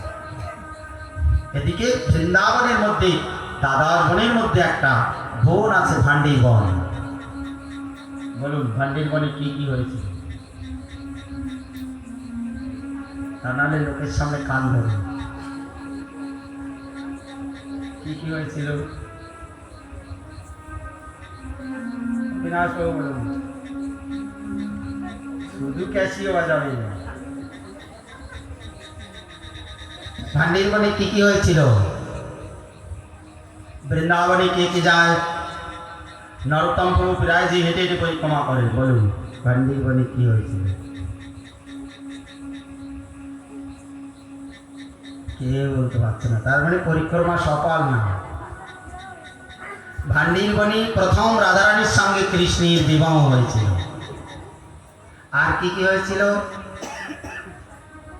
কৃষ্ণ ওই বনেতে যে সখাদের সঙ্গে বৃষ খেলা খেলছিল। বৃষ মানে দুটো দলে ভাগ করা হয়েছিল, বলরামের একটা দল আর কৃষ্ণের একটা দল। আর দুই দলের মাথায় মাথায় যুদ্ধ। যে দল হেরে যাবে অন্য দলকে কাঁধে করে নিয়ে ভান্ডির বৃক্ষতলে রেখে আসতে হবে। আর সেই সময় ঢুকে পড়েছিল একটা অসুর, যার নাম প্রলম্বাসুর। অসুর ঢুকে কৃষ্ণের দলে যোগ দিয়েছিল। আর সেইবার কৃষ্ণ ইচ্ছা করে হেরে গিয়েছিল। দেখছেন বারবার আমি জিতে যাচ্ছি আর সখাদের কাঁধে উঠছি, সখাদের মন খারাপ হয়ে যাচ্ছে। এবার আমি হেরে যাবো, হেরে গেলে ওদের আনন্দ হবে। আর হেরে গেছে। আর সখাদের আনন্দ কি? কানাই তুমি খুব চালাক, বারবার আমাদের কাঁধে উঠছে, এবার হেরে গেছো, কাঁধে নাও।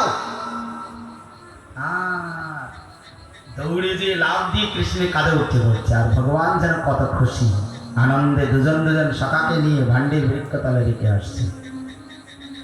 এই জন্য বলছে কাঁধে চড়ায়, কাঁধে চড়ে। বিশ্বপতি ভগবান কত সুন্দর, তাই না? আমরা শুধু সেবা নিতে জানি, কখনো সেবা করতে জানি না। কেউ যদি আমার প্রশংসা করে আমার বুক ফুলে ওঠে, কিন্তু আমি মুখ দিয়ে কোনোদিন কারো প্রশংসা করি না। সারা জীবন কেউ দিলে নিয়ে খায়, কিন্তু কারে দিতে গেলে প্রাণ ফেটে যায়।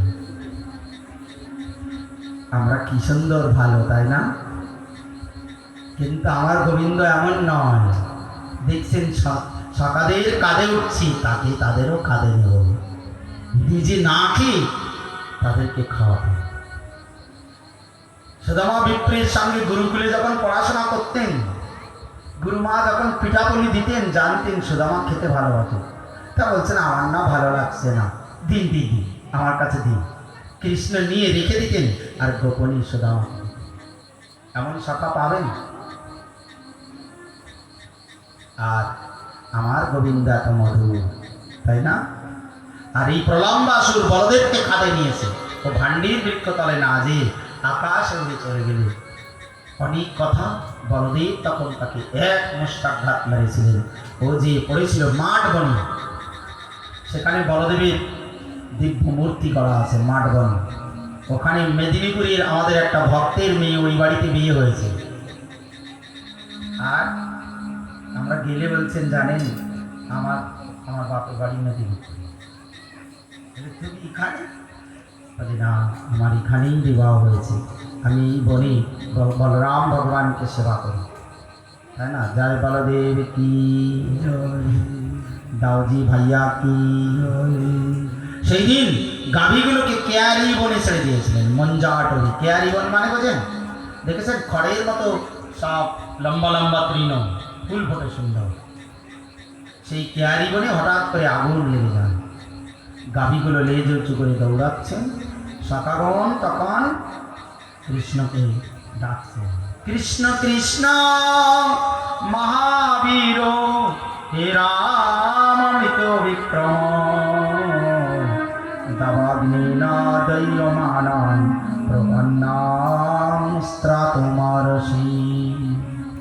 বলছে কৃষ্ণ হে মহাবীর, আজ দাবাগ্নি আমাদের গ্রাস করে ফেলছে, আমাদেরকে বাঁচাও।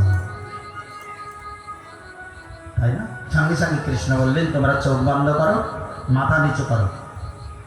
কৃষ্ণ দেখলেন যদি দেখে ফেলে আমি কিভাবে দাবানল পান করছি, তো সকালে আমাকে ভগবান বলে জ্ঞান করবে। আর তাছাড়া মনে করবে আজ অগ্নি পান করছে আমার সকাল, না জানি কত কষ্ট হচ্ছে, এই জন্য ওদেরকে জানতেই দেবো না। চোখ বন্ধ করে যেই মাথা নিচু করেছেন, কৃষ্ণ হাত পাতলেন, অগ্নি জল হয়ে হাতে পড়ল, গণ্ডুসে পান করে নিলেন। যোগমায়ার দ্বারা তাদেরকে ভান্ডির বৃক্ষতলে নিয়ে চলে আসলেন। চোখ খুলেই দেখছেন ভান্ডির বৃক্ষতলে। বলছে সখা কি করি আমরা এখানে চলে আসলাম, দাবাগ্নি কি করে লিপল? তখন বলছেন, কি বলছে, এই জগৎ সংসারের সংসার দাবাগ্নিতে মানুষ দৈয়মান, আর যদি কোনোদিন দুবাহু তুলে হে গোবিন্দ বাঁচাও বলে রক্ষা করেন, সংসার অগ্নিকে ভগবান সঙ্গে সঙ্গে নির্বাপিত করবেন। জয় গোবিন্দ কি জয়, ভুবন মঙ্গল হরিনাম সংকীর্তন কি জয়। ক্রমে ক্রমে বর্ষা ঋতু এসে গেল, তাই না? রিমঝিম বর্ষা, গ্রীষ্মের দাবানলে সব কষ্ট হচ্ছিল, বৃক্ষলতা সব যেন শুকিয়ে যাচ্ছিল। আকাশে মেঘের ঘনঘটা, বিদ্যুতের ঝলকানি, আর কি জোনাকি পোকাগুলো মিটমিট করে চলছে। আর কি বলছে, বর্ষায় নদী নালা সব পরিপূর্ণ, ব্যাঙগুলো ক্যাকো ক্যাকো কেও কৃষ্ণ তারা ডাকতে আরম্ভ করেছে। প্রাতকাল হল যেমন ঋষির আশ্রমে ঋষি সন্তানগুলো বেদ পাঠ করার জন্য কোলাহল করে, আর বৃষ্টির আগমনে ভেগগুলো তেমনি কোলাহল করছে। কত সুন্দর মেঘের বর্ণনা দিতে, যে বর্ষাকালে বর্ণনা দিচ্ছেন, কি কি বর্ণনা দিচ্ছেন? সুন্দর সুন্দর শিক্ষা। আকাশে কালোটি, ঘন ঘন বিদ্যুৎ চমকাচ্ছে, কিন্তু বিদ্যুৎ স্থিতিশীল হচ্ছে না। বলছে আকাশ যদিও সুস্নিগ্ধ শীতল, কিন্তু বিদ্যুৎ সেখানে থাকতে পারছে না। উদাহরণটা কি দিলেন, কোনো অসতী নারী যদি ভাগ্য ফলে সৎ পুরুষ পায়, তবু ওর মন ওই সৎ পুরুষের মতো থাকে, এদিক ওদিক হয়ে যায়। আবার কি শিক্ষা দিচ্ছেন, এত জল এত বৃষ্টি, নদী আর নিজের গতিপথ ঠিক রাখতে পারছে না, প্লাবনে ভেসে যাচ্ছে। তাই বলছে নদী যেমন তার গতিপথ ঠিক রাখতে পারছে না, অজিতেন্দ্রীয় ব্যক্তি যারা বাসনাগ্রস্ত, ওদের কাছে যদি ধন সম্পদ এসে হাজির হয়, ও কখনো নিজেকে কন্ট্রোল করতে পারে না। ঠিক কথা বলেছে না মিথ্যা কথা বলেছে? অজিতেন্দ্রীয় ব্যক্তি যদি বিষয় সম্পদ পায়, ও কখনো নিজেকে নিয়ন্ত্রণ করতে পারে না। ওই অর্থই হয়ে যায় ওর জীবনে পাপের কারণ। টাকা পয়সা এসে একটু হিরোইন তো খেতেই হবে, তাই না?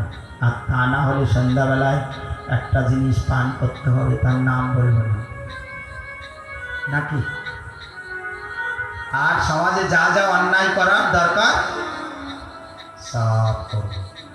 অসুবিধা হলে থানায় যে কিছু টাকা দিয়ে আসবে, পুলিশ বাবা কিছু। এই জন্য অর্থকে অনর্থের কারণ বলেছে। অর্থ যদি জিতেন্দ্রীয় ব্যক্তি বিনা অজিতেন্দ্রীয় ব্যক্তি পায়, তাহলে তার জীবন নষ্ট। জয় ভগবান কি জয়। আস্তে আস্তে বর্ষাকাল চলে গেল, পথঘাট তো কাদায় পরিপূর্ণ। এখন শরতের আকাশ, আর বিভিন্ন সরোবরে বিকশিত পদ্মফুল, পুষ্পের সুগন্ধে প্রমোদিত কানন, সর্বত্র ভ্রমরের গুঞ্জন। বিভিন্ন শরৎকালীন পদ্ম কহলার নীলোৎপল ইন্দিবর সব বিকশিত। গুনগুন রবি ভ্রমর মকরন্দ নিচ্ছেন। সূর্যের প্রচণ্ড তাপ, ধীরে ধীরে জল শুকিয়ে যাচ্ছে, পথ ঘাট কর্দমাক্ত মুক্ত হয়ে গেল, সরোবরের জল নির্মল হয়ে গেল। আর কি ছোট ছোট নদী নালার জল ধীরে ধীরে শুকিয়ে যাচ্ছে, আর পুঁটি মাছগুলো লাফিয়ে এপাশ থেকে ওপাশে যাচ্ছে। শিক্ষা দিচ্ছেন। কি শিক্ষা দিচ্ছেন? ও পুঁটি মাছ মনে করেছে অল্প জল কি সুন্দর চলছি, অল্প জলে মছলি চলে নাকি, লাভ দিয়ে এদিক ওদিক পড়ছে, খুব আনন্দ, কিন্তু বুঝতে পারছে না দুদিন পরে জল শুকিয়ে যাবে আর ও মরে যাবে। এই জগৎ সংসারে মানুষ যখন বিষয় সংসারে আবিষ্ট হয়ে যায়, মনে করে আমার মতো সুখী কেউ নেই, স্ত্রী পুত্র সবাই আমাকে ভালোবাসে, কিন্তু জানে না দুদিন পরে ওই স্টপ করে। জয় ভগবান কি, অনাদিরাদি গোবিন্দ কি। আর এই শরৎকালে বিকশিত কুসুম, কুসুমিত বনরাজ সুস্মি ভৃঙ্গ, দ্বিজকুল ঘৃষ্ট সার শরীর মহিদ্রাম, মধুপতির অবগাহ্য চারয়ান গা, সব পশুপাল বলচ্ছক যোগনী। সমস্ত কাননে কাননে বিকশিত কুসুম, কলিকুলির গুঞ্জন, পক্ষীর মনোরম কুজন, আর প্রাণ গোবিন্দে হৃদয় যেন অপ্রাকৃত আনন্দে ভরপুর। আর ত্রিভঙ্গ ভঙ্গি রূপে তিনি চকুল জবেন মুরলী বাজাচ্ছেন, তাই না? আর যখন সেই মুরলীর ধ্বনি ব্রজদেবীগণ শুনছেন, তাদের হৃদয়ের মধ্যে যেন আবেগ চোখ নয়ন ছলছল ছলছল করছে, হৃদয় যেন বিগলিত। তারা পাগলিনীর মতো কি করছে, ধৈর্য ধারণ করে করতে না পেরে কেঁদে কেঁদে বলছে, বর্গপীড়ম নটবর বপু কর্ণয় কর্ণিকার, বিভ্রদ বাস কনক কপিশাং বৈজয়ন্তী চমাল, রন্ধ্রান বেণুরধর সুদয়া পূরয়ন গোপ বৃন্দৈ, বৃন্দারণ্যং সপাদ রমণম প্রবিশাদি গীত কীর্তি। বলছেন আজ আমাদের প্রাণনাথ বংশীনাথ করছেন, তার মস্তকে মনোরম সুখচূড়া, নটবার বেশে ত্রিভঙ্গ ভঙ্গি রূপে দাঁড়িয়ে মুরলী বাজাচ্ছেন। তিনি নটগণের মধ্যে শ্রেষ্ঠ। মুরলী বাজাচ্ছেন তো, অঙ্গলি নৃত্য করছে, তাকাচ্ছেন তো, নয়নের মণি ধুরুধনু নৃত্য করছে। আর কি বৈজয়ন্তী মালা গলে দুলছে। বৈজয়ন্তী মালা মানে কে বলতে পারবে? বৈজয়ন্তী মালা কাকে বলে?